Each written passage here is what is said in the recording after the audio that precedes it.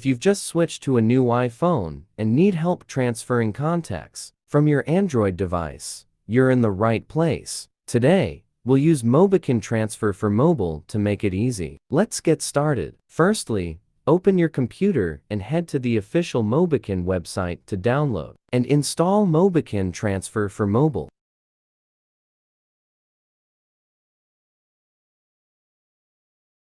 Once installed, use USB cables to connect your Android phone and iPhone to the computer. Ensure that both devices are successfully recognized and displayed on the MobiKin Transfer for mobile interface. Now, you'll see various file types displayed on the interface. Make sure to select the Contacts option.